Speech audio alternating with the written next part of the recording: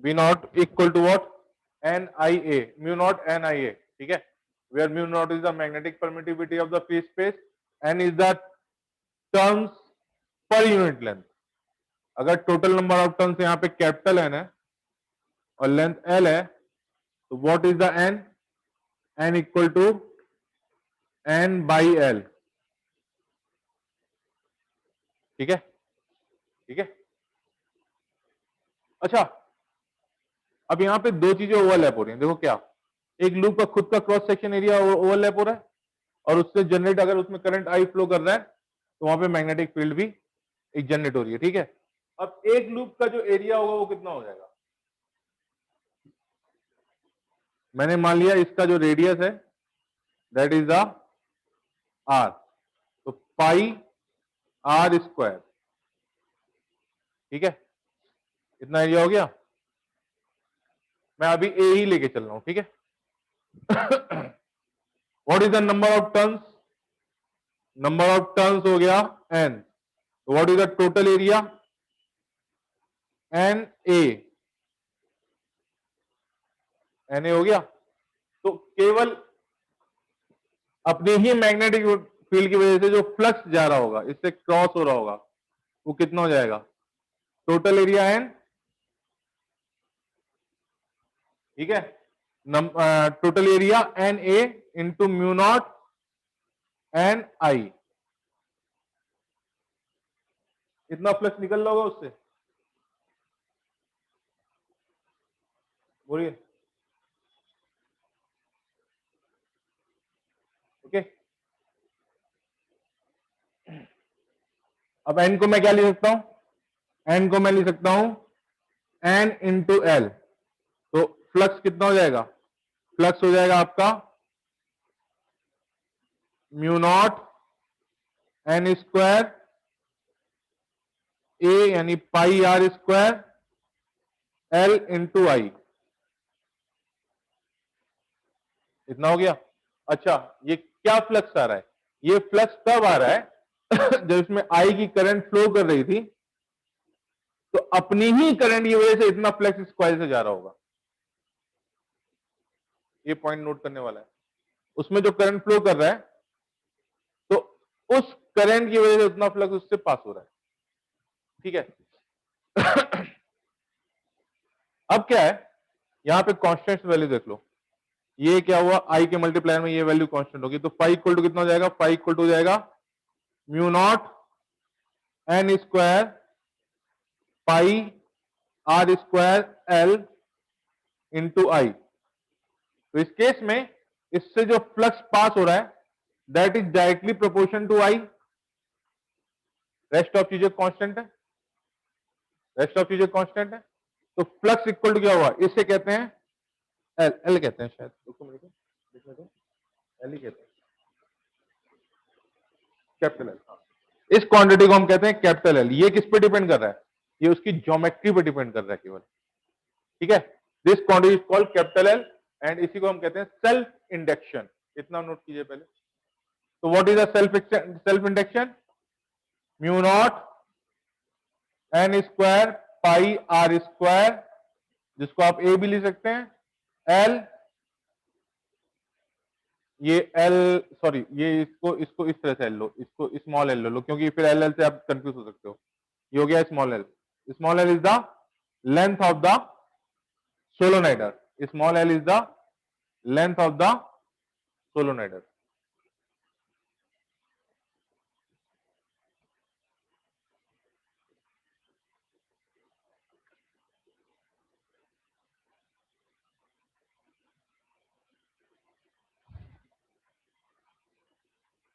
Next week से आपका maths का रिवीजन स्टार्ट हो रहा है।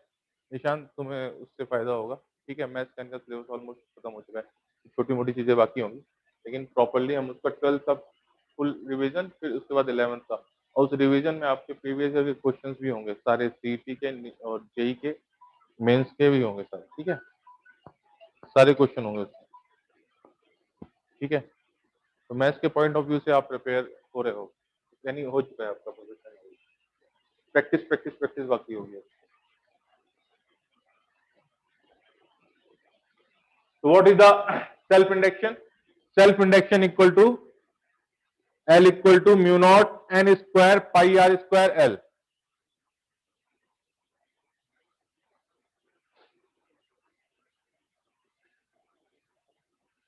ओके,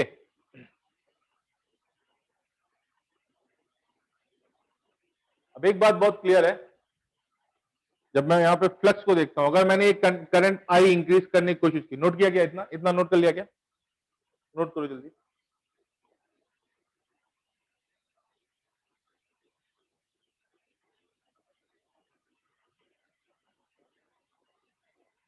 ये जो ब्रैकेट में लिख रहे हैं चीजें, ये आपको याद होनी चाहिए, ठीक है, ये याद होनी चाहिए आपको। Flux equal to what, mu not N square pi R square small l into आई।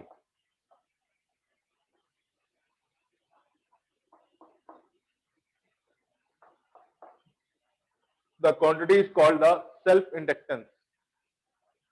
उस कॉइल की वजह से जो इंडक्शन हो रहा है, उस क्वांटिटी को हम कहेंगे उसका सेल्फ इंडक्शन। अभी दो कॉइल डिफरेंट अगल बगल रख देंगे तो हो जाएगा उन कॉइल के बीच का म्यूचुअल इंडक्शन, तो उसके बारे में हम अभी बाद में देखेंगे। Clear, okay. यहां पे जो फ्लक्स अमाउंट है वो उसकी ज्योमेट्रिकल क्वांटिटी इनटू आई के मल्टीप्लिकेशन के बराबर है। क्लियर इतना? अगर मैंने करंट आई बढ़ाने की कोशिश की तो क्या उससे फ्लक्स इंक्रीज होगा? फ्लक्स इंक्रीज होगा, तो फ्लक्स जब अभी कांस्टेंट और फिर इंक्रीज हुआ तो इसका मतलब फ्लक्स में चेंज होगा। जब फ्लक्स में चेंज होगा तो वही कॉइल की ज्योमेट्री के थ्रू फ्लक्स में चेंज हो रहा है, तो क्या वो एक नेगेटिव पोटेंशियल जनरेट करेगा? Rate of change of flux with respect to time is called induced EMF. ठीक है, तो अगर आई बढ़ने की कोशिश करेगा तो वो कॉइल एक नेगेटिव पोटेंशियल जनरेट करेगा और अपने अंदर से बढ़ने वाली करंट को रोकने की कोशिश करेगा। क्लियर विनीत? विनीत क्लियर इतना पॉइंट?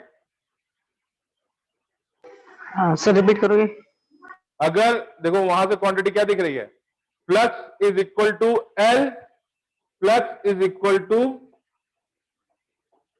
एल इंटू आई है ना Shreya, flux equal to L into I है। एल क्या है? Yes. सेल्फ इंडक्टेंस है, इंडक्शन है, और वो उसकी ज्योमेट्री, नंबर ऑफ टर्न और लेंथ पे केवल डिपेंड करता है। तो एल जो है वो उसकी ज्योमेट्री पे, उसके टाइप ऑफ कंस्ट्रक्शन पे डिपेंड करता है, number of turns per unit length, उसका क्रॉस सेक्शन एरिया, जो कि एक फिक्स क्वांटिटी है। अगर मैंने उसे करंट बढ़ाया तो इसका मतलब इससे फ्लक्स इंक्रीज होगा। तो अब क्या हुआ, सेकंड केस आ गया, एक कॉइल जिससे फ्लक्स इंक्रीज हो रहा है, तो कॉइल में एक इंड्यूस करंट जनरेट होगी जो उस फ्लक्स को इंक्रीज होने से रोकेगी। ठीक है, तो इस केस में अगर फ्लक्स इस साइड पाई, फ्लक्स यही है ना पाई, डायरेक्शन से नहीं शो करना चाहिए क्योंकि फ्लक्स इज स्केलर क्वांटिटी, लेकिन मैं यहां पे बताने की कोशिश कर रहा हूं कि इससे फ्लक्स इंक्रीज हो रहा है। इन केस आई अगर हम इंक्रीज कर रहे हैं, इससे फ्लक्स डिक्रीज होगा जब अगर आप आई को रिड्यूस करोगे, तो उस केस में क्या होगा, एक पॉजिटिव पोटेंशियल जनरेट होगा कि नहीं भाई वो फ्लक्स कम ना हो। ठीक है, तो इस केस में पहला केस है, अगर अब हमें पता है कि अगर फ्लक्स इंक्रीज हो रहा है तो ईएमएफ इंक्रीज होगा, and that is a minus rate of change of phi with respect to time T. ठीक है,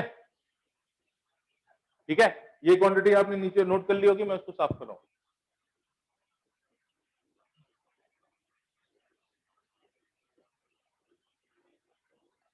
And now what is this E? Equal to minus L di by dt।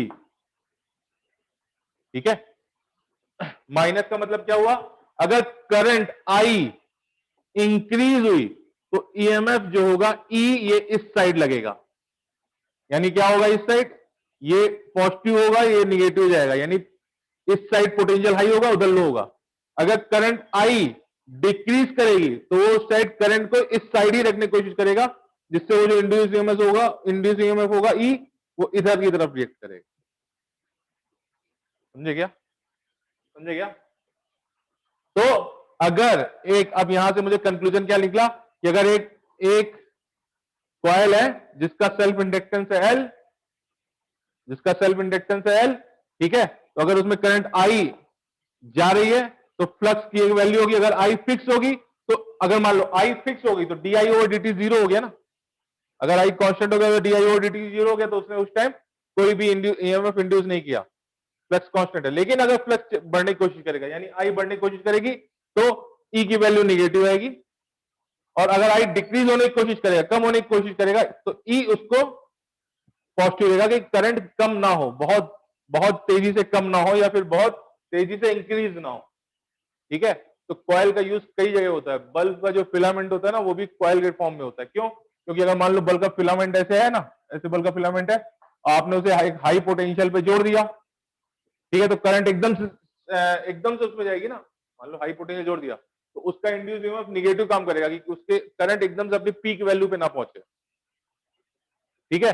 और इसी तरह अगर आपने उसे बुझाया तो करंट एकदम सडनली जीरो ना हो, वो थोड़ी देर बाद यानी आपका जीरो होगा। तो आपने देखा कोई बल्ब को आप बंद कर दे तो बल्ब ऐसे ऐसे सट से लाइट, यानी छोटे बल्ब हो तो बात दूसरी है, जो हाई पावर वाले बल्ब होते हैं 1000 वॉट या 2000 वॉट की जो हेलोजन लाइट्स होती हैं, उसके अक्रॉस आपने अगर करंट जीरो कर दिया, स्विच ऑफ कर दिया, तब भी वो बल्ब धीरे से बंद होते हैं। एक उनको यानी लगेगा, यानी सेकंड के 10वें हिस्से या 8वें हिस्से में आप उस चीज को जज कर सकते हैं कि हाँ बल्ब एकदम से बंद नहीं हुआ, रोशनी आ रहा, उसमें रोशनी डिम होके बंद हुई, ठीक है। तो वो रीजन है इंड्यूस कॉइल का, ठीक है। तो इंड्यूस ईएमएफ में induced EMF in a coil equal to what, minus L D I over D t. इसका डायरेक्शन किधर होगा? इसका डायरेक्शन हमेशा करंट के डायरेक्शन के अपोजिट होगा। Clear Vineet? Clear?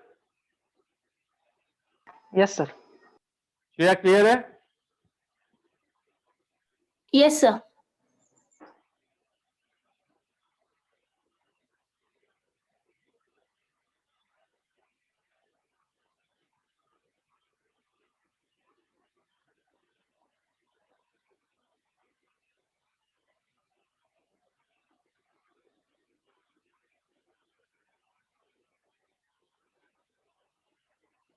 Okay,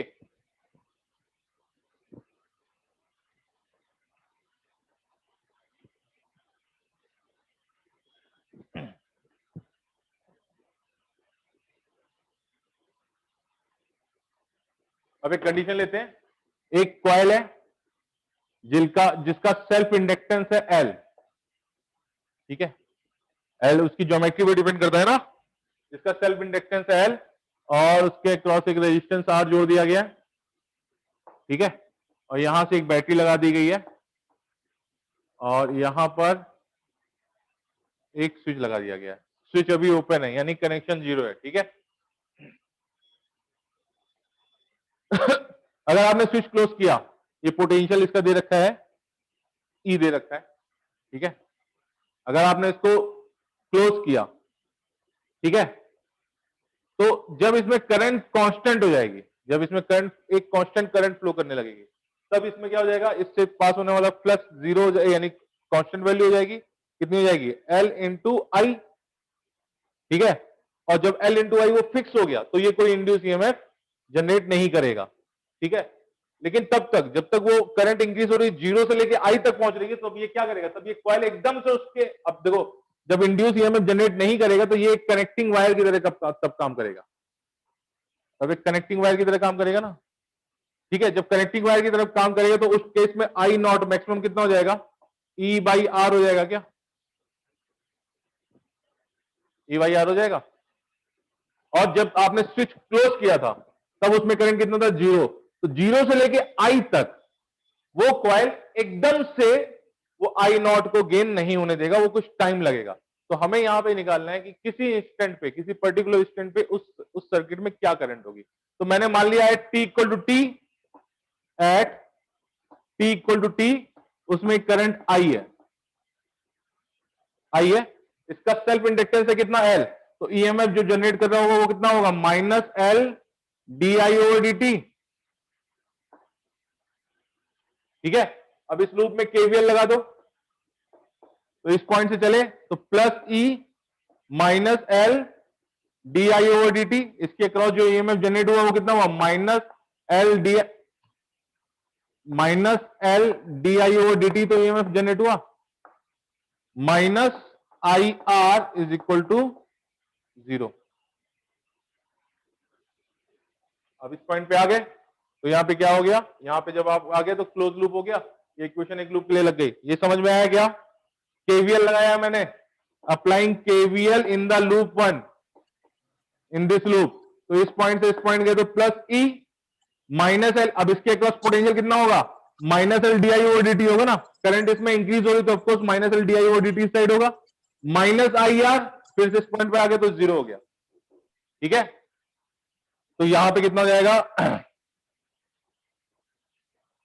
L D I over D T equal to what,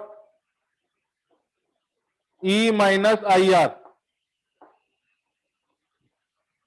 ठीक है, ठीक है, तो अभी क्या हो गया, आपने क्या किया, d I upon E minus I R equal to 1 by L D T.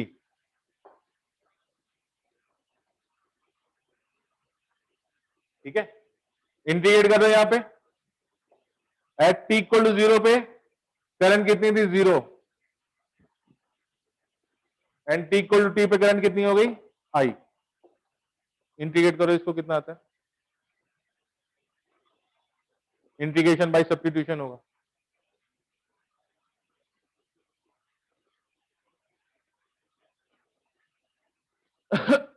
E minus I are को पुट कर दिया मैंने जेड। ठीक है, तो माइनस आई आर,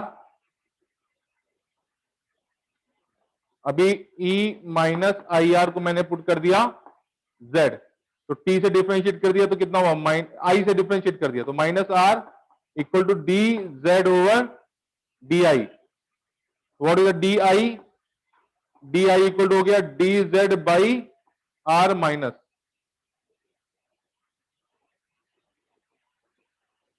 ठीक है, डी जेड। ठीक है, तो ये हो जाएगा 1 by Z minus D Z by R, minus लिया तो माइनस आ गया ना। ठीक है, लिमिट नहीं पुट कर रहा हूं मैं, जेड जब दोबारा पुट करूंगा तब लिमिट पुट कर दूंगा, या फिर रख दो लिमिट, टी इक्वल टू 0 पे जेड कितना था, ई था, टी इक्वल टू 0 पर जेड कितना हो गया, टी इक्वल टू 0 पे करंट आई इक्वल टू 0 हो गई ना, तो जेड हो गया ई, और टी इक्वल टू टी पे जेड हो गया ई माइनस आई आर। तो ये वैल्यू जा रही है कहां से कहां तक, ई से लेके जेड की वैल्यू ई से लेके ई माइनस आई आर तक जा रही है, इक्वल टू व्हाट, आर उधर चला गया, माइनस उधर चला गया, तो minus R by L integration of D T.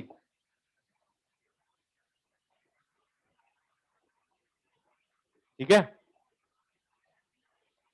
ठीक है,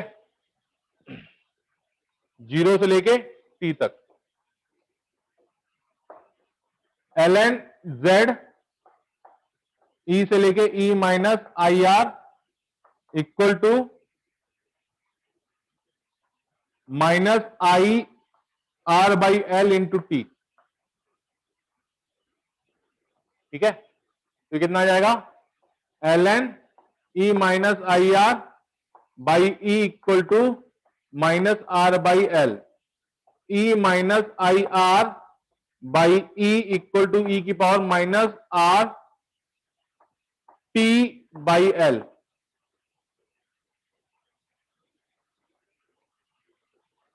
ठीक है, साफ कर रहा हूं मैं, यहां पे जगह की जरूरत है, वहां बोर्ड में नहीं दिख रही, नहीं मिल जाएगी जगह।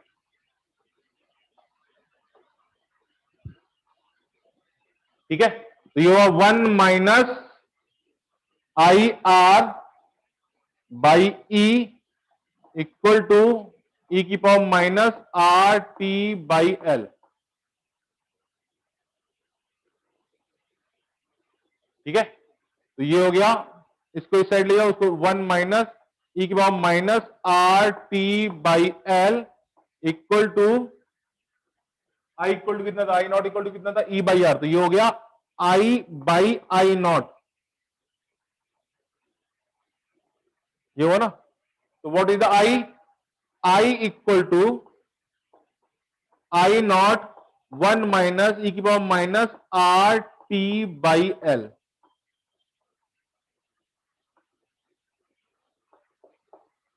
आई not equal to what, e by R हो गया ना, ठीक है।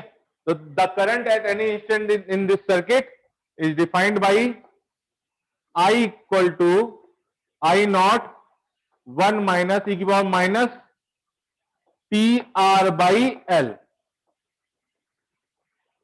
नोट करो इसको।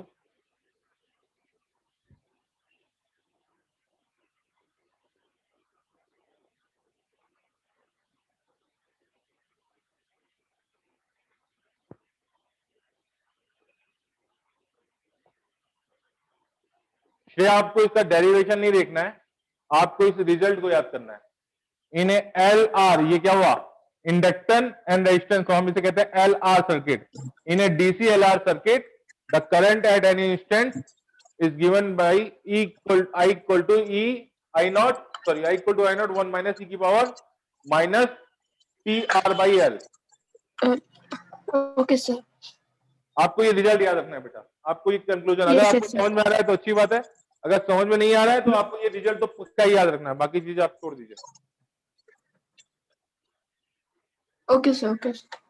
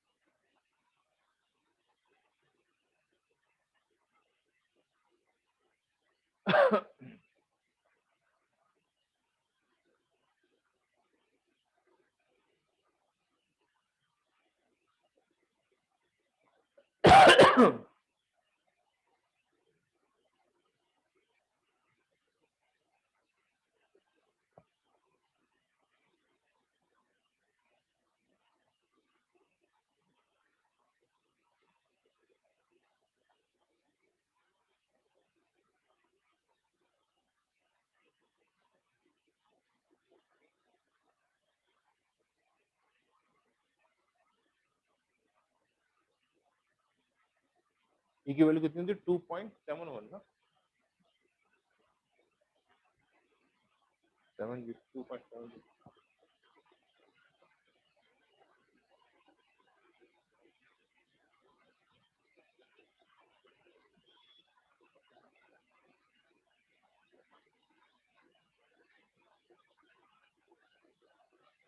The value of e, search करो जरा गूगल, 2.71 होती है शायद, वैल्यू ऑफ ई ओनली।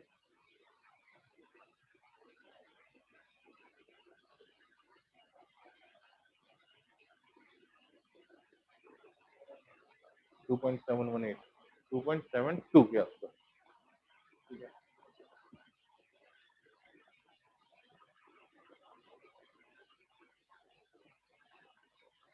इतना याद हो गया, इतना क्लियर हुआ, साफ करो विनीत।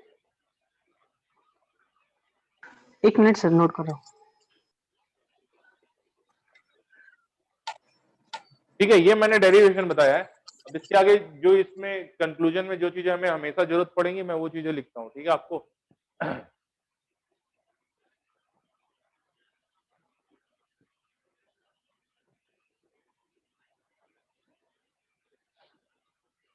हो गया सर। हो गया।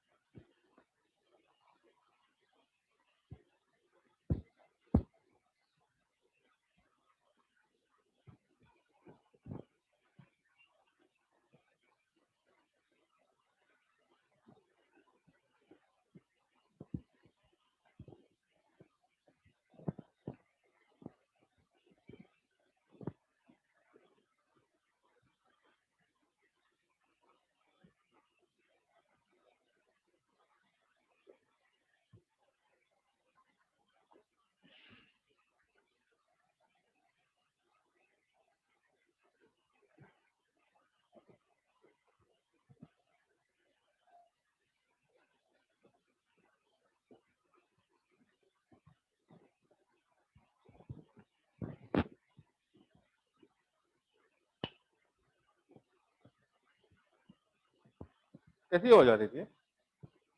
किससे रही थी? ठीक है?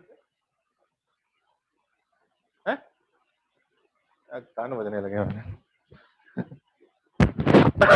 मेरी आवाज आ रही है क्या? यस सर, आ रही। ओके, तो भाई कंक्लूजन क्या निकला कि अगर एक इंडक्टर लगा हुआ है जिसका सेल्फ इंडक्टेंस है एल और उसके साथ एक रेजिस्टेंस लगा हुआ है जिसका रेजिस्टेंस है आर, एल आर, ठीक है, और वहां पे एक बैटरी लगी है ईएमएफ की और यहां पे एक स्विच था जिसको क्लोज किया गया, तो आई इक्वल टू उस केस में जो करंट होगा at any instant I equal to I not 1 minus ई की पावर माइनस है ना, ई की power minus T R by L. इस तरह से करंट यानी आपकी उसमें इंक्रीज होगी। अगर टी इक्वल टू 0 पुट कर दिया, जस्ट स्विच को क्लोज किया है, तो टी इक्वल टू 0 पुट कर दिया तो ये क्या हुआ, ई की पावर 0 आ गया at T equal to 0, I equal to what, I not into 1 minus ई की power 0 and that is equal to 1। ठीक है, तो आई इक्वल टू कितना हुआ, आई नॉट। यहां से साफ साफ दिख रहा है कि स्विच तुरंत क्लोज करने पे तुरंत करंट आई नॉट नहीं पहुंचेगी, सॉरी अरे सॉरी सॉरी, तुरंत करंट क्या हुआ, आई नॉट नहीं पहुंचेगी, वो 0 रहेगी। ठीक है, अगर आपने T equal to infinite put कर दिया at T equal to infinite, I equal to कितना हो गया, I not 1 minus 1 by E की पावर 0, नहीं इन्फानाइट, ई की पावर इन्फानाइट, ई की पावर इन्फानाइट, तो ई की पावर इन्फानाइट एक बहुत बड़ा नंबर हो गया, 1 बाई ई की पावर इन्फानाइट 0 हो गया, तो बहुत लंबे टाइम के बाद आई नॉट करंट उसमें पहुंच जाएगा। बहुत लंबा टाइम इसके लिए कितना होता है, बहुत लंबा टाइम का मतलब इसका नहीं कि 10,000 साल, इसका मतलब 2 से 3 सेकंड, ये इस सर्किट के लिए बहुत लंबा टाइम हो गया, इन्फानाइट टाइम के बराबर हो गया। ठीक है, 5,000 साल बाद उसमें आई नॉट पहुंचेगी, नहीं ऐसा नहीं होगा। ठीक है ऐसा नहीं होगा, 1 से 2 सेकंड उसके लिए बहुत बड़ी वैल्यू होगी। यहां पे एक क्वांटिटी है, यहां पे फॉर्मूला देखिए, क्वेश्चन कहां से पूछा जाएगा, I equal to I not 1 minus ई की power minus T L by R, इसको फॉर्मूले कैसे भी लिख सकते हैं ना,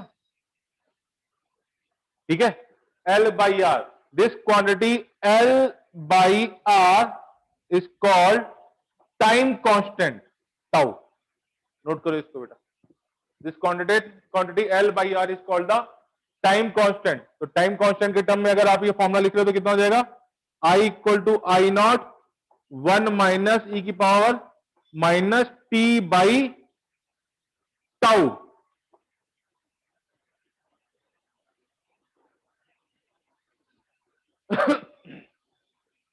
As we can see, tau, the value of the tau is L by R. So time constant for this circuit depend on L and R. It does not depend on the E, यानी cell पे depend नहीं करता। ठीक है अगर यही L यही R है, यहां पे E इक्वल टू 5 वोल्ट लगाया है, तो उसका टाउ टाइम कांस्टेंट वही होगा 5 L by R। अगर यहां पे E की वैल्यू 10 वोल्ट लगा दिया और लेकिन सर्किट सेम नहीं, तो उसका भी टाइम कांस्टेंट टाउ उतना ही रहेगा। ठीक है, ठीक है, साफ साफ दिख रहा है, टाउ में ई कहीं नहीं आ रहा है, tau only depends on L and R. ठीक है, एट, तो यहां पे क्या हुआ, एक बात तो बहुत क्लियर है कि अगर मैं डायग्राम खींचूं आई और टी में,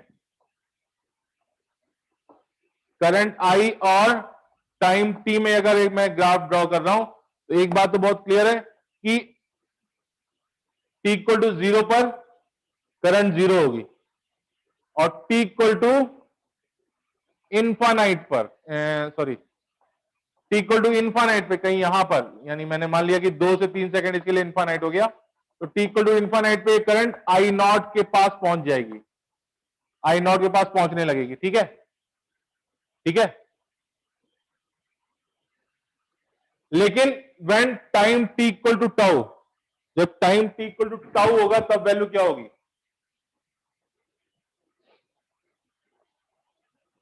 at T equal to tau, तो आई इक्वल टू कितना आ गया, आई नॉट 1 माइनस ई की power minus tau by tau, तो क्या हो जाएगा, I not equal to 1 minus 1 by E की पावर 2.71, यानी 2.72 के अप्रोक्सीमेटली रखोगे तो ये आता है I equal to I not into 1 minus T by two, यानी मैं ये वैल्यू डायरेक्टली दे रहा हूं, आप कैलकुलेट कर लीजिएगा, 0.63 आती है वैल्यू, तो ये नंबर याद रखना है। तो at time T equal to tau, at point T equal to tau, T equal to tau, the value of the current is 0.63 of I naught, यानी 63% of I naught. 0.63 I naught का मतलब क्या हो गया, 63% ऑफ आई नॉट हो गया ना, यानी करंट यहां जीरो से हुई, टाउ पे 63 और इन्फानाइट पे जाके वो आई नॉट को गेन कर लेगी। ऑफकोर्स ये ग्राफ ऐसा क्यों होगा, आप इसको डिफरेंशिएट कर देंगे टाइम की की वजह से, आपको वो ग्राफ का स्लोप मिल जाएगा, वो स्लोप आपको बता देगा कि वो डिक्रीजिंग पॉजिटिव स्लोप है, डिक्रीजिंग पॉजिटिव स्लोप है, ठीक है। तो ग्राफ क्या हुआ, गेन ऑफ करंट वाले केस में, गेन ऑफ करंट वाले केस का मतलब क्या हुआ, जिसमें बैटरी लगी हुई है और करंट बढ़ रही है, उस केस में ग्राफ क्या हुआ, उस केस में ग्राफ आएगा इस तरह से, आई नॉट वैल्यू हो जाएगी आपका टी इक्वल टू इन्फानाइट वाले टाइम पे, और 63% करंट वो गेन कर लेगा कितने टाइम पे, टाउ इंटरवल पे, यानी L by T, L by R time पे, टाउ पे वो अपनी 63% करंट को गेन कर लेगा।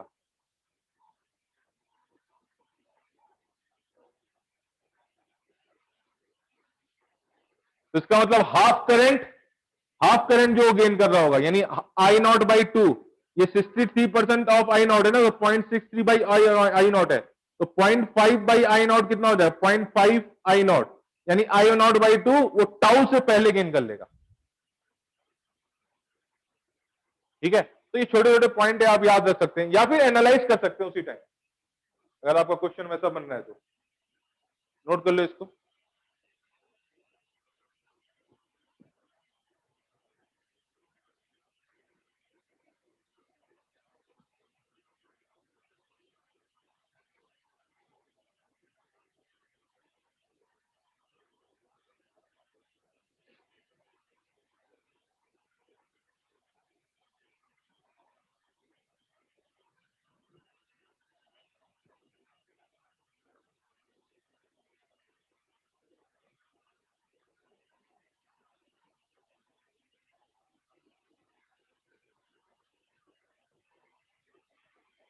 Okay, DK of the current, ये क्या हुआ, ये गेन ऑफ द करंट है ना, करंट धीरे धीरे बढ़ रही है, जीरो से लेकर आई नॉट तक बढ़ गई है, डीके ऑफ द करंट में क्या हो जाएगा मान लो कि ये सर्किट है, ठीक है, एल हो गया, यहां पे ये रेजिस्टेंस आर हो गया, इसको अटेम्प्ट करो अपने आप से, ओके, यहां पर एक बैटरी थी और छोड़ दिया था तुमने उसे, ठीक है, इसका इंडक्टेंस है एल, इसका रेजिस्टेंस है आर, ईएमएफ है ई, तुमने इसको स्विच कर ऑन करके छोड़ दिया था, तो इसका मतलब उसमें आई नॉट करंट फ्लो कर रही होगी, and what is the I not, जब तुमने इसको करंट ऑन करके छोड़ दिया तो क्या हुआ, थोड़ी देर बाद करंट कांस्टेंट हो जाएगी, करंट कांस्टेंट हो जाएगी तो इस इंडक्टर से चेंज इन प्लस जीरो हो जाएगा, चेंज इन प्लस जीरो हो जाएगा, यानी फ्लक्स कांस्टेंट हो जाएगा, तो वो कोई भी ईएमएफ पॉजिटिव या नेगेटिव ईएमएफ जनरेट नहीं करेगी। इसका मतलब जब वो उस पर करंट जा रही है, कैपेसिटर वाला कुछ कुछ केस है, जब कैपेसिटर फुल्ली चार्ज होता है उसके थ्रू करंट बंद हो जाती है, ठीक है, इसमें जब अगर ये फुल्ली अगर ये यानी फ्लक्स चेंज जीरो हो गया, आई नॉट की वैल्यू गेन हो चुकी है, तो इससे जो फ्लक्स है फिर वो बढ़ना इंक्रीज होना बंद हो जाएगा, और उस केस में ये कोई भी नेगेटिव ईएमएफ जनरेट नहीं करेगी, ठीक है। तो आई नॉट इक्वल टू कितना हो जाएगा उस केस में, आप उसे ऐसे कंडक्टर वायर मान सकते हैं, I not equal to E not by R, ठीक है, अब बात यह है कि इसमें आई नॉट की करंट इस टाइम फ्लो कर रही है। ठीक है, अभी क्या हुआ कि सर्किट को एकदम से आपने, यहां पर था सर्किट कनेक्ट था, उसको ज्योमेट्री से ऐसे कर रहे हैं हम लोग, इसको तुरंत स्विच को उठा के आई नॉट की करंट फ्लो कर रही थी और इसको तुरंत उठा के इस टाइम तुमने इसको इस तरह कनेक्ट कर दिया, तो क्या बैटरी डिस्कनेक्ट हो गई? आई नॉट करंट उसमें फ्लो कर रही थी, अब बैटरी डिस्कनेक्ट हो गई। जब बैटरी डिस्कनेक्ट हो गई तो अभी क्या होगा, आई नॉट की करंट इससे होते हुए, यहां से होते हुए, इधर से होते हुए इधर जाएगी। अब ये इंडक्टर है वहां पे, अब क्या हुआ, जैसे तुमने सोर्स खत्म कर दिया तो क्या होगा, जब यहां पे क्या हुआ, सोर्स खत्म हो गया तो क्या होगा कि भाई करंट डिक्रीज होने लगेगी, तो उस केस में करंट को डिक्रीज नहीं होने देगा, यानी डिक्रीज होने से रोक तो नहीं पाएगा लेकिन तुरंत उसको जीरो नहीं होने देगा। तो यहां पे अभी क्या हुआ, ये लूप वन बन गया। क्या केवीएल लगाओ इसमें, बताओ मुझे क्या आएगा।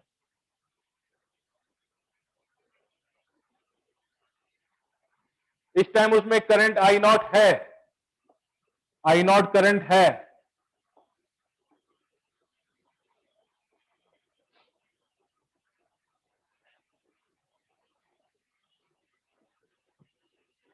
तो आई नॉट डिक्रीज हो रहा होगा ना, आई नॉट डिक्रीज हो रहा होगा, तो आई नॉट जब डिक्रीज हो रहा होगा तो वो क्या करेगा, वो एक पॉजिटिव ईएमएफ जनरेट करेगा,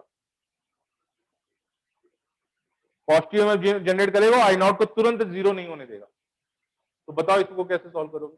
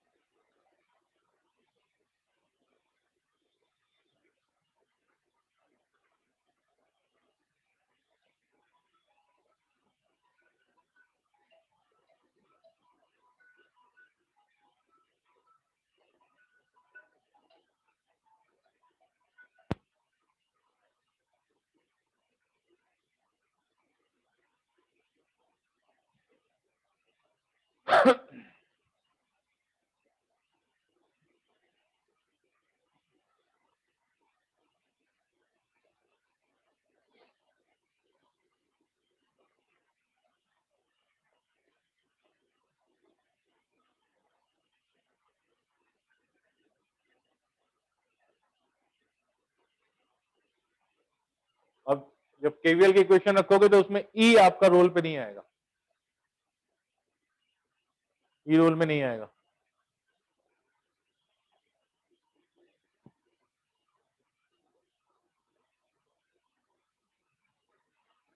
ओके, मुझे पता है कि इंड्यूस ईएमएफ होता है minus E, sorry, minus L D I over D T, और करंट इस साइड से उधर जा रही तो minus I R is equal to zero. अब यहां पे दोनों माइनस है, ठीक है, ठीक है, साइन कन्वेंशन का यूज करें कि ना करें?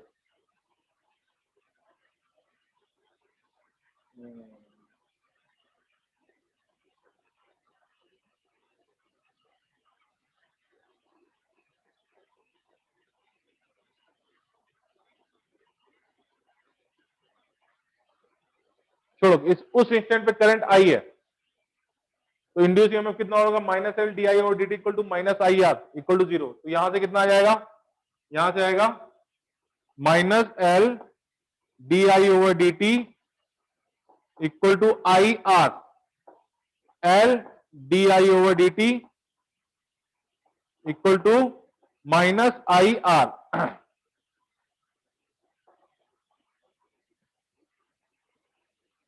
ठीक है, माइनस आई आर, तो यहां से कितना आ जाएगा, D I over I equal to minus R by L D T.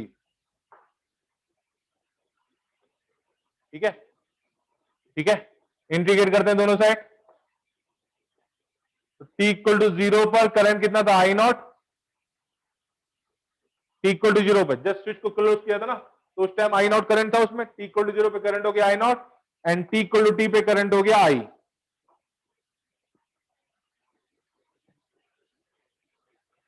Okay, ये कितना हो जाएगा, l N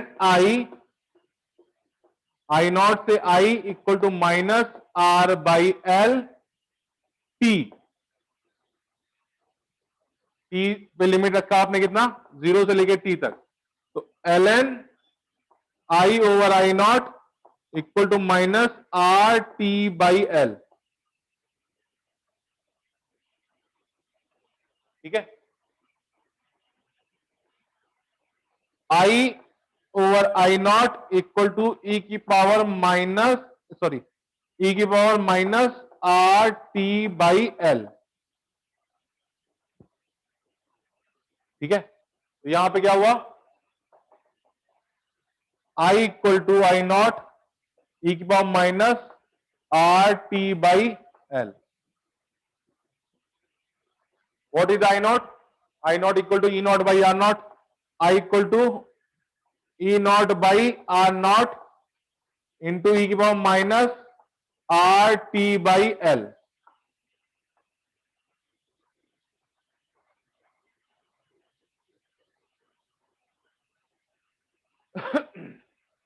that is the, देखो क्या हुआ, टी इक्वल टू 0 पे वैल्यू कितनी हो गई, टी इक्वल टू 0 पे वैल्यू हो गई,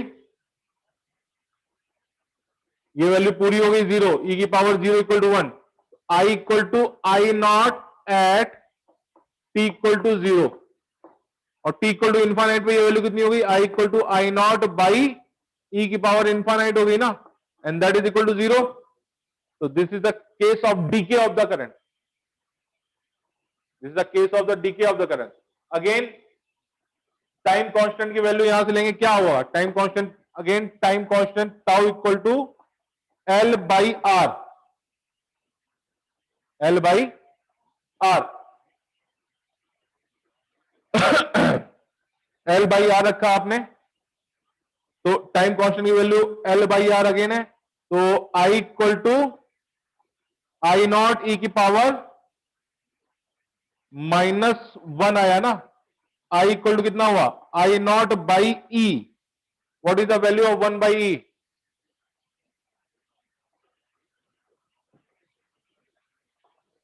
0.37 आएगा क्या, 1 बाई की वैल्यू कितनी है, 1/2.71 डिवाइड करो ना यार, कितना आया, ये मेरे ख्याल से 0.37 आना चाहिए, देखो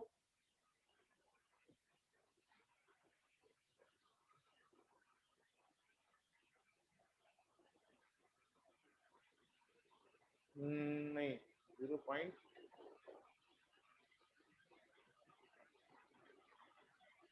0.36 पक्का, 36 आ रहा है क्या, 36, ओके चलो। तो मैं यहां से ग्राफ ड्रॉ करता हूं, पहले इतना नोट कर लो, पहले पहले इतना नोट कर लो,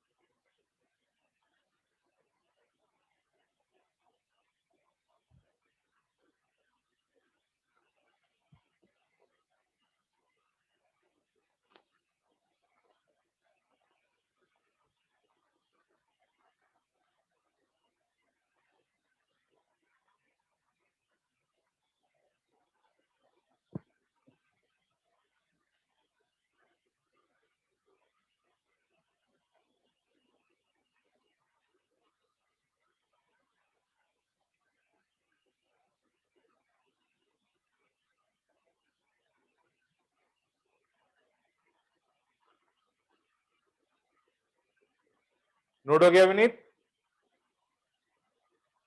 यस सर, हो गए। हो गया? चलो हो गया। मेरे को ग्राफ खींचना है।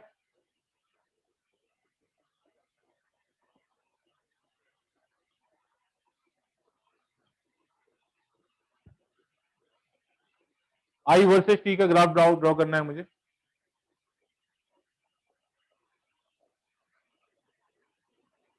यहां पे ड्रॉ कर रहा हूं मैं।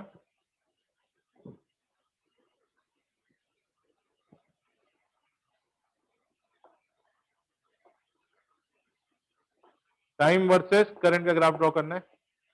तो at T equal to 0 what is the value of the current? I naught. ठीक है, at at T equal to infinite current कितना हो जाएगा?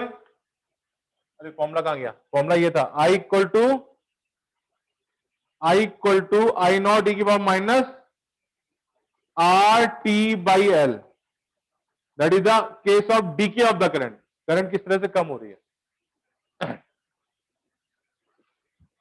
ठीक है, तो टी इक्वल टू 0 पे करंट हो गई आई नॉट, और टी इक्वल टू इनफाइनाइट पे करंट हो गई 0। ठीक है, और टी इक्वल टू टाउ पर करंट कितनी हो गई? 0.36 समथिंग हो गया, तो मैं 0.37 लिख देता हूं। 0.37 ऑफ आई नॉट। और ये करंट ग्राफ कैसे जाएगा? ये ग्राफ जाएगा इस तरीके से। मैथमेटिकली हम उसको टच नहीं करते हैं, क्योंकि हमें हमारे लिए mathematically T equal to infinite, उसके लिए ऑफकोर्स 2 से 3 सेकंड का टाइम है, लेकिन हम टी इक्वल टू इनफाइनाइट 2 से 3 सेकंड बहुत बारीक स्केल लिया है, यानी माइक्रो सेकंड्स में, तो वो फिर बहुत लंबे स्केल पे जाएगा वो, इसलिए मैथमेटिकली उसको टच नहीं करते हैं।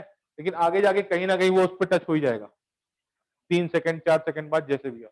तो यहां से एक बात बहुत अच्छे से समझ आ रही है, 2 ग्राफ थे, एक गेन ऑफ द करंट और एक डीके ऑफ द करंट। ठीक है, टाउ पे कितना हुआ था? 0.63। ठीक है,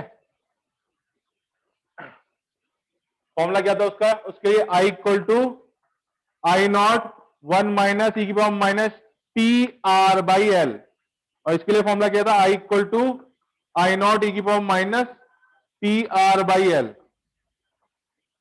this is the gain of the current, this is the this is the gain of the current, this is the decay of the current. दोनों केस याद रखने हैं आपको। अगर कभी कभी आप कंफ्यूज हो रहे हो दोनों फॉर्मूले में, तो टाइम पुट करके देख लीजिए। जो गेन ऑफ द करंट होगा टी इक्वल टू 0 पे, उसकी वैल्यू कितनी होगी? 0 होगी। ठीक है, ठीक है, तो टी इक्वल टू 0 रख दोगे तो यहाँ पे आपको क्या मिल जाएगा? आई नॉट होगी। तो ये वैल्यू क्या हो गया? सब सेम से वो डीके आई नॉट से डिक्रीज होकर कहीं पे जा रही होगी, वो आई नॉट तक पहुंच रही होगी। तो आप उस केस में टाइम रख के पुट करके चेक कर सकते हैं उस इंस्टेंट पे, है, क्योंकि मैं कंफ्यूज होता था अपने टाइम पे। मुझे याद रहता था, लेकिन कौन क्या था वो हो सकता। तो आपके पास काउंटर चेक का तरीका होना चाहिए, और वो भी टेक्निकल तरीका है। अगर टी इक्वल टू 0 पे करंट 0 हो रही है, इसका मतलब उसमें गेन होने वाला है। ठीक है, ठीक है, एक बात बहुत क्लियर है, अपने इसने आई नॉट ये आपका जो गेन ऑफ द करंट है, गेन ऑफ द करंट है, टाउ टाइम में उसने अपनी मैक्सिमम वैल्यू को 63% गेन किया। ठीक है, और डीके ऑफ द करंट में उसने टाउ टाइम में अपने, अभी क्या हुआ, 1 में से 37 सब्ट्रैक्ट करोगे तो 1 में से 0.37 सब्ट्रैक्ट करोगे तो कितना हो जाएगा? 0.63 आएगा ना। तो टाउ टाइम पीरियड में जो टाइम कांस्टेंट है, उसमें अपनी आई नॉट का 63% लूज कर दिया, खो भी दिया। ठीक है, तो ये पॉइंट याद रखना चाहिए, क्योंकि ये जब क्वेश्चन कर रहे हो ना, आप क्वेश्चन कर रहे हो, तो ये पॉइंट आपको एक सही डायरेक्शन दे सकते हैं। ठीक है, इसमें भी वो अपनी करंट आई नॉट का, अब ये आई नॉट था, ये 0.63 आई नॉट हो गया, तो पहले ही टाइम कांस्टेंट से पहले ही वो करंट अपने आप में कहीं आधी हो जाएगी, और उसमें भी पहले ही टाइम कांस्टेंट में वो अपने आप की आधी गेन कर लेगी कहीं पर, आई नॉट बाई 2। यानी ग्राफिकली वो नहीं लग रहा, एक्चुअली में थोड़ा सा और आगे होना चाहिए, यहां पे होना चाहिए, तो ये लगेगा अभी वो अपनी value I not by to gain कर लेगा, यहां पे आई नॉट बाई टू पहले ही खो देगा वो। ये आई नॉट बाई टू पहले ही है, ये आई नॉट बाई टू आ गया, मान लीजिए ये वाला, ये वाली वैल्यू आ गई आई नॉट बाई टू। ठीक है। अच्छा मैं पूछ रहा हूं कि किस टाइम पर वो अपनी वैल्यू की मैक्सिमम वैल्यू की in the case of gain, in the case of gain किस टाइम पर वो अपनी वैल्यू की हाफ हो जाएगी। तो क्या करोगे, आई नॉट, आई को क्या रख दोगे, I not by two equal to कितना हो जाएगा, I not into one minus ई की power minus T R by L. ये हो जाएगा one by two equal to one minus ई की power minus T R by L. तो यहां से क्या आ जाएगा, one by two equal to ई की power minus T R by L. तो यहां से लॉग ले लिया, L N one by two equal to, नहीं हाँ, minus T R by L. ठीक है। तो टी इक्वल टू कितना हो गया, L by R L N to.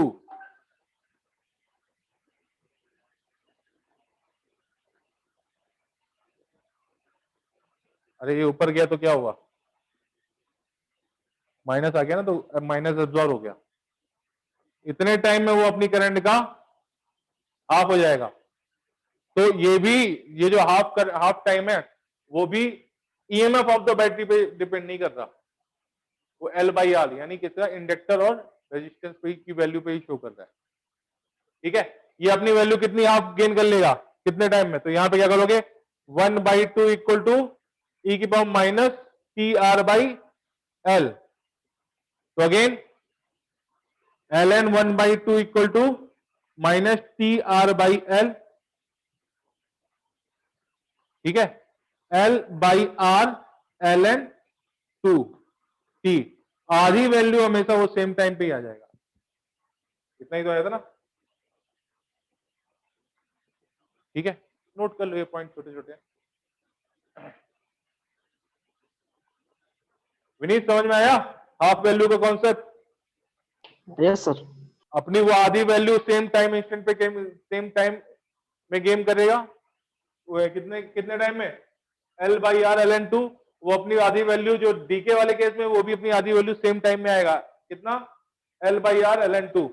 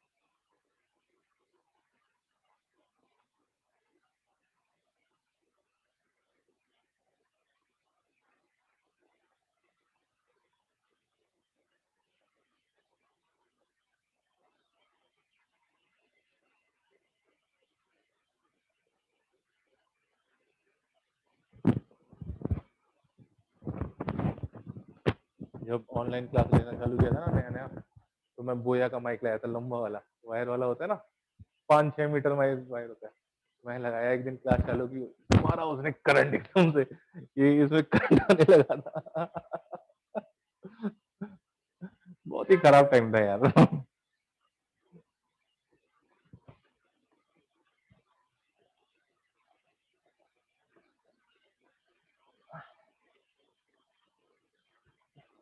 शुरू में रिकॉर्डिंग हो रही है यार, इसको बंद कर दे।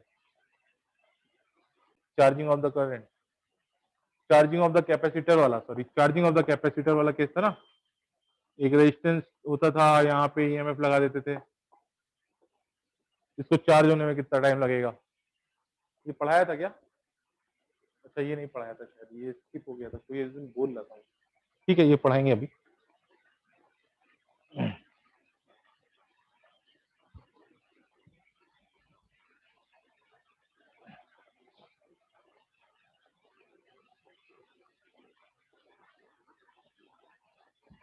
ओके, हेडिंग डालिए, energy store in a inductor.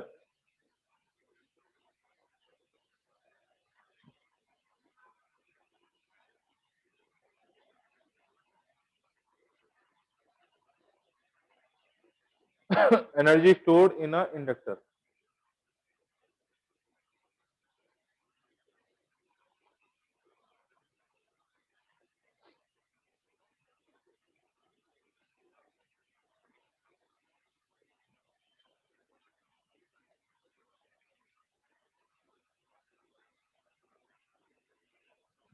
पहला वाला केस लेते हैं, ये आपका इंडक्टर है, ये रेजिस्टेंस हो गया, ये एक बैटरी हो गई, ठीक है। इसको कनेक्ट किया हमने जस्ट, इसको यहां पे हमने जस्ट कनेक्ट किया, ठीक है। तो ऑफकोर्स टी इक्वल टू 0 पे करंट कितनी थी? 0 हो गई क्या? टी इक्वल टू 0 पे करंट आई कितनी होगी? 0 होगी। गेन ऑफ द करंट वाला केस है ना ये। तो at any time T equal to T पर, at T equal to T पर current I equal to I not हो गई, okay. I equal to I not current हो गई, और उसी टाइम पे मैंने इसमें केवीएल लगा दिया। I equal to I not current है यहाँ पे, I equal to I not नहीं बोलोगे, आई नॉट तो पीक करंट हो गई, आई इक्वल टू आई हो गई, और केवीएल लगा दिया यहाँ पे, ठीक है। केवीएल लगाया तो यहां पे क्या हुआ? E minus L D I by D T minus I R is equal to 0।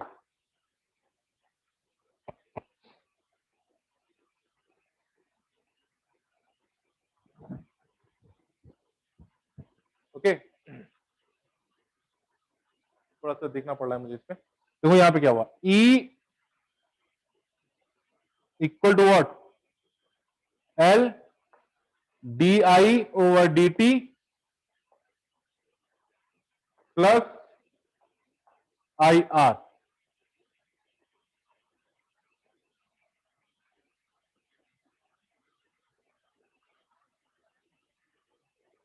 ठीक है, मैंने आई से मल्टीप्लाई कर दिया,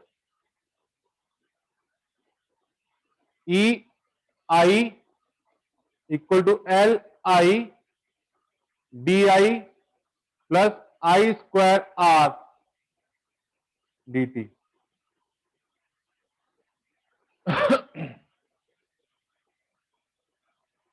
अब डी टी से आप मल्टीप्लाई कर दो, कितना हो जाएगा? E I D T equal to L I D I plus I square R D T.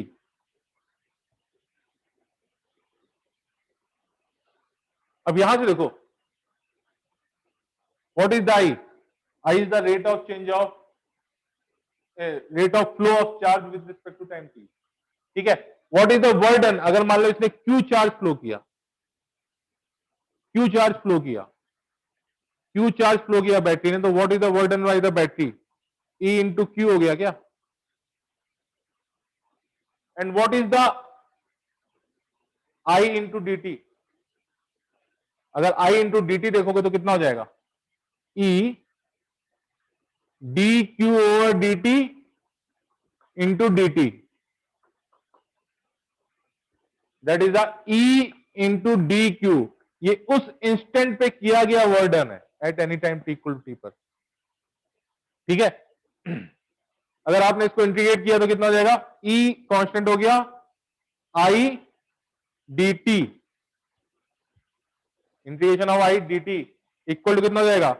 Integration of L I D I plus I square R integration of D T.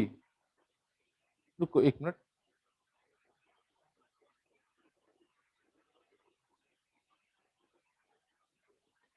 I square R constant नहीं, ये कोई जरूरी नहीं क्योंकि current हर instant पे change हो रहा है ना, करंट हर इंस्टेंट पे चेंज हो रहा है तो R केवल बाहर आएगा, I स्क्वायर अंदर ही रहेगा, I square D T.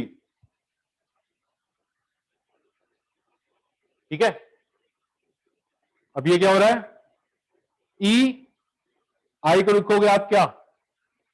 D Q over D t, तो यहां पे क्या आएगा? E D Q. अब इस टर्म को समझो क्या है, ये टी इक्वल टू जीरो पे उसने कितना चार्ज फ्लो किया था? दिया था बैटरी ने, जीरो दिया था ना, और टी इक्वल टू टी तक वो एक चार्ज क्यू दे चुका होगा। तो एट टोटल टाइम इंटरवल उसने जितना चार्ज दिया हुआ धीरे धीरे, that is the net work done from zero to any time T equal to T. तो जीरो टू क्यू, ये कितना हो जाएगा? Time T equal to zero पे करंट कितनी थी? Zero, and time T equal to current कितनी हो गई? I, that is L I square by two. ठीक है, plus R integration of I square D T. बहुत ही अच्छा तरीका है, इसमें एनालाइज करना बहुत बहुत थोड़ा सा मुश्किल है, लेकिन एक बार एनालाइज हो जाएगा तो वो पूरा आ जाएगा। What is this? This is the E Q total charge given equal to what? L I square by two plus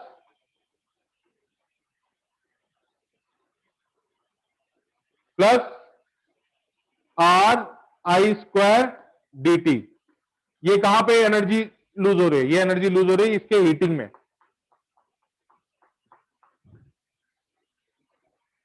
ठीक है, इसकी हीटिंग में एक एनर्जी लूज हो रही है ना, तो यहां पे कितना हो जाएगा? जो बैटरी ने वर्क डन किया E इंटू क्यू, वो दो पार्ट में जाएगा, energy stored in the inductor plus heating energy loss in the resistance. ठीक है, और energy stored in the inductor equal to what? उस अगर एक इंडक्टर है उसमें इस time I not current flow कर रही है, तो energy stored in the inductor equal to half L I naught square. ठीक है, और यही वो एनर्जी है, जब डीके वाला केस आता है ना, तो यही एनर्जी उसको पुश करती है एक्स्ट्रा करंट फ्लो करने के लिए। जीरो वाले केस में क्या होता है? जब ये बैटरी हटा लेते हो तो क्या होता है? करंट तुरंत जीरो नहीं होती ना, तो वो जो जीरो नहीं हो रही वो एनर्जी कहां से आती है? वो एनर्जी इसी इंडक्टर से आती है। उसी एनर्जी ने तो उसको पुश किया हुआ करंट को कि नहीं एकदम से जीरो मत हो, धीरे धीरे जीरो। तो धीरे धीरे जीरो होने के लिए भी उसको एनर्जी लूज करनी पड़ी होगी ना, तो वो एनर्जी इसी इंडक्टर में आती है। उस टाइम इंडक्टर में आई नॉट का करंट होता है, उसमें उस टाइम इंडक्टर में आई नॉट करंट होता है, तो half L I naught square की एनर्जी उसमें स्टोर होती है, वही एनर्जी धीरे धीरे लूज होती है। ठीक है,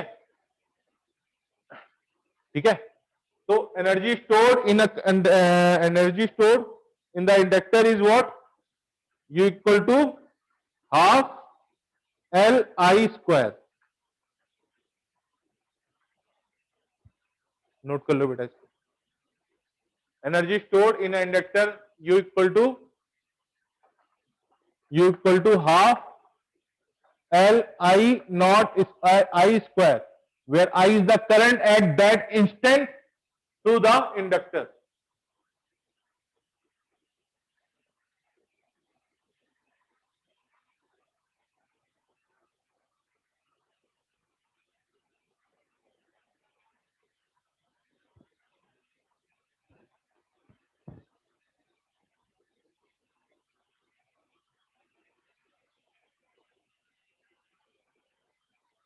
ये वाला पार्ट समझ में आया क्या? ये वाला आई स्क्वायर आर, देखो अगर वहां से करंट आई फ्लो कर रही है तो what is the energy, heat energy, reduce heat energy decay from that resistance equal to what, I square R. तो जीरो से लेकर टाइम टी तक, जीरो से लेकर टाइम टी तक जो एनर्जी उससे रिलीज हुई होगी that is I square R D T का इंटीग्रेशन। तो यहां पे क्या हुआ, जो I one I two I three कर दिया ना, तो क्या हुआ, R I one square plus R I two square plus R I three square. तो total energy from the beginning of the this switch on, यानी जब जैसे ये बंद किया गया उस इंस्टेंट से लेकर टाइम टी तक जो एनर्जी टोटल उससे हीट एनर्जी निकली होगी वो होगी I square R into D T. Integrate होते हुए ना जो शुरू से लेकर, तो शुरू से लेकर जो करंट इस इंस्टेंट तक पहुंची है उसने, बैटरी ने इतना वर्डन किया शुरू से लेके टाइम टी तक, उसमें से शुरू से लेके टाइम टी तक हीट एनर्जी इतनी निकली, और बाकी एनर्जी कहां गई, बाकी एनर्जी इंडक्टर में स्टोर हो गई है। समझे क्या पॉइंट? ठीक है, तो उस तरह से भी आप समझ सकते हो और इस तरह से भी समझ सकते हो कि डजंट मैटर क्या हो रहा है। अगर इंडक्टर में इस टाइम एक करंट आई नॉट है, अगर इंडक्टर के थ्रू इस टाइम एक करंट आई नॉट है, तो उस टाइम उस इंडक्टर में जो करंट एनर्जी, उस टाइम जो इंडक्टर में एनर्जी स्टोर होगी that is the half L I square. ऐसे भी याद रख सकते हो, और ये क्या हुआ, और ऐसे भी याद रख सकते हो। तो एक तरह से क्या हो रहा है कि कुछ कुछ स्प्रिंग जैसा दिखता है मुझे, हाफ के एक्स स्क्वायर होता है ना, तो करंट जीरो से लेके आई तक बढ़ रही है, तो ये एनर्जी एकदम से स्टोर नहीं हुई, ये जीरो से लेके आई तक बढ़ने में टोटल एनर्जी ये स्टोर हुई है, और यही एनर्जी फिर आई नॉट से उसको जीरो तक ले जाने पे धीरे धीरे रिलीज होती है। समझे क्या?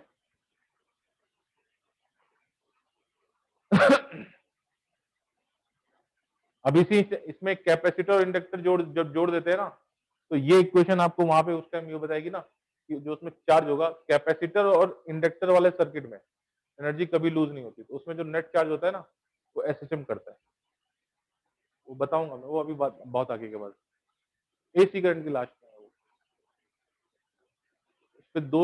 उस पर कई बार सवाल पूछा गया। एलसी सर्किट बोलते हैं उसको,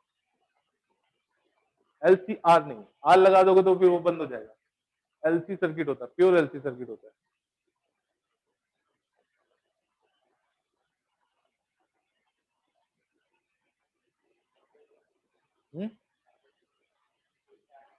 हाँ, चार डिस्चार्ज से चलता रहता है, यानी अपना जो टाइमर होता है ना, टीवी का टाइमर, ये सब जो टाइमर लगता है वो एक प्योर एलसी सर्किट ही होता है। विनीत समझ में आया? Yes sir. नहीं, मुझे लग रहा है कि नहीं आया। क्या नहीं आया बेटा? श्रेया समझ में आया? थोड़ा थोड़ा आ रहा है सर। तो थोड़ा पूरा पूरा क्लास आना पड़ेगा उसके लिए। ओके सर, कल से, मंडे से स्टार्ट कीजिए। हाँ,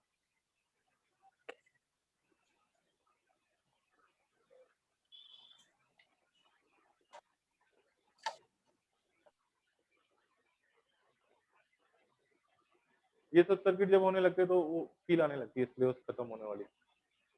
तुम लोग आ रही होगी, तुम लोग को नहीं आ रही होगी, तुम लोग का चालू इधर से हुआ है, वो भी हम लोग डिवीजन में स्टार्ट करेंगे।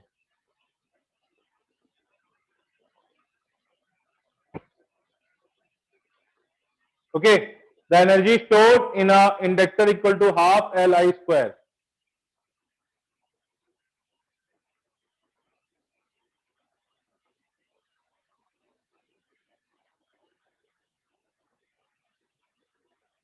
इसमें एक energy density in magnetic field वाला एक केस है, वो इतना जरूरी नहीं है लेकिन चलिए कर लेते हैं।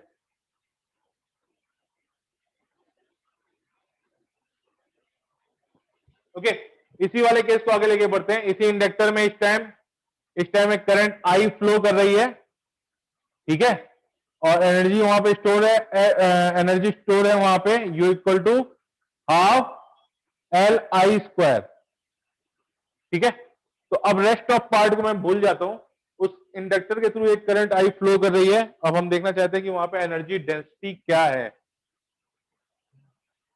एनर्जी डेंसिटी का मतलब क्या हुआ, अब उस इंडक्टर का अपना वॉल्यूम भी होगा, वहां मैग्नेटिक फील्ड भी होगी।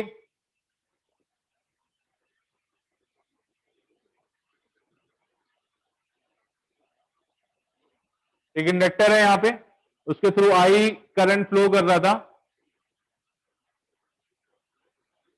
आई करंट फ्लो कर रहा था, आई नॉट नहीं, आई करंट फ्लो कर रहा था, उसका इंडक्टेंस था L. What is the energy stored, U equal to half L I square.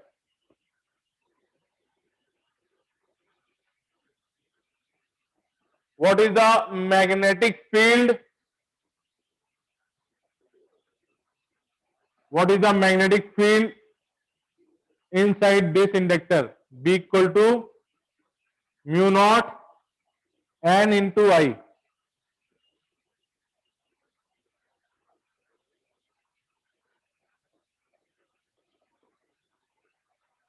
Self inductance L की वैल्यू कितनी होती है, mu not N square pi are square,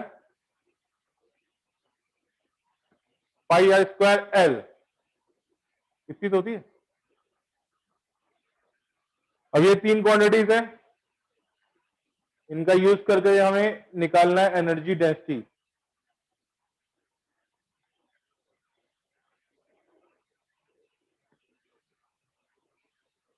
What is the U? U equal to 1/2 mu not N square pi are square L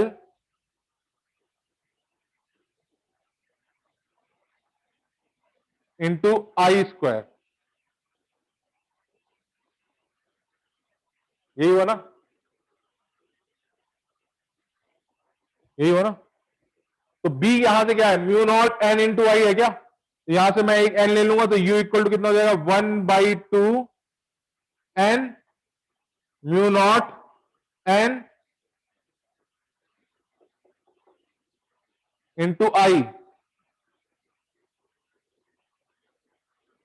mu naught N into I into N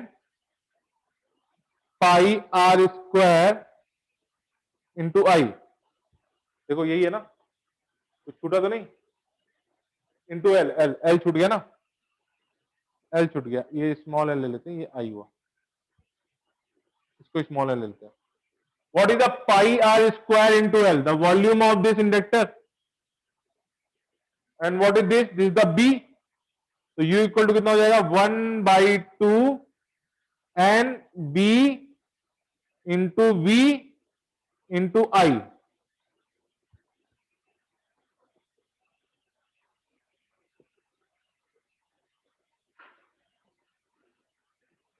छूट रहा है क्या,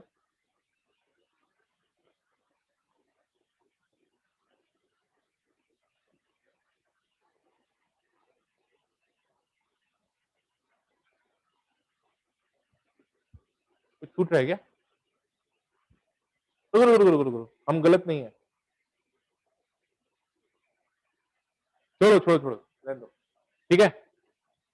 what is the V by you, U by V, U by V is the energy per unit volume, and that is equal to N B I by 2। ये हुआ ना, तो mu naught से मैं मल्टीप्लाई कर देता हूं और डिवाइड कर देता हूं, कोई दिक्कत, तो कितना हो जाएगा, U by V equal to B not square by twice mu. तो क्या, B not square by twice mu.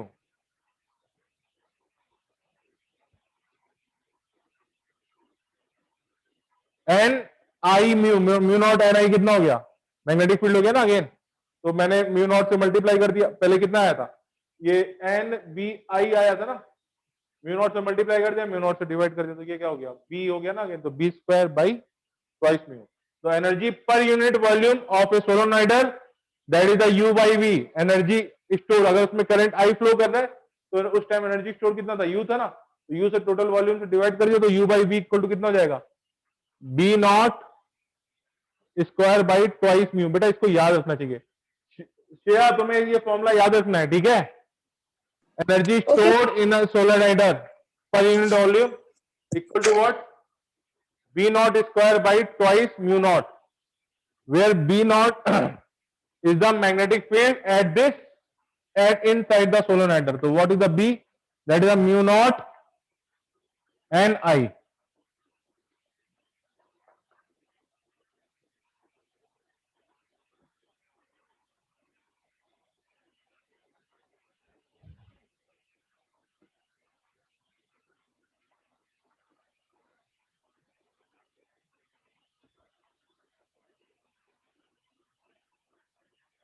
अरे ये पेन यहाँ पे है, सबसे ढूंढना है, ये बहुत फेवरेट पेन है, बहुत बढ़िया चलता है, खत्म हो गया, खत्म हो गया, ये बहुत बढ़िया चलता है ये पेन।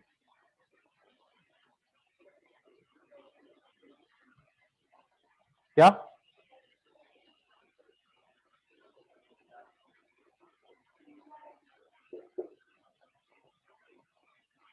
तीन बार एन का हो गया, अच्छा अच्छा ये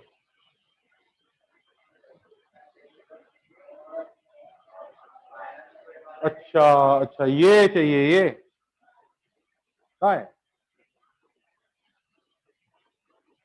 लिख दिया होगा गलती से, पाई यार इसका ये भी हो गया ना,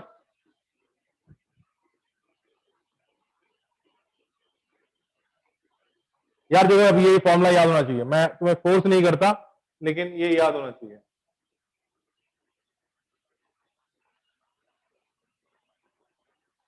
ठीक है विनीत, एक Yes, ब्रेक sir. लेते हैं, उसके बाद चालू करते हैं फिर से, ठीक है। Yes, sir. म्यूचुअल इंडक्शन अभी चालू करेंगे। इस चैप्टर में कोई जल्दी नहीं है, बहुत आराम से, यानी एक बार ये चैप्टर एक बार में क्लियर होता है, अगर आप फंसे कॉन्सेप्चुअली तो फिर नहीं होता क्लियर। समझ में आया क्या आज क्लास, समझ में आई क्या Shreya, Yes, sir. Shreya? Yes, sir. Yes, sir. तो अभी मीटिंग में एंड कर रहा हूँ, ठीक है, आधे घंटे बाद हम फिर मिलते हैं, ठीक है, आधे घंटे में चाय पी के आ जाऊंगा, नींद आ रही है मुझे। मैं आता हूँ आधे घंटे बाद, ठीक है।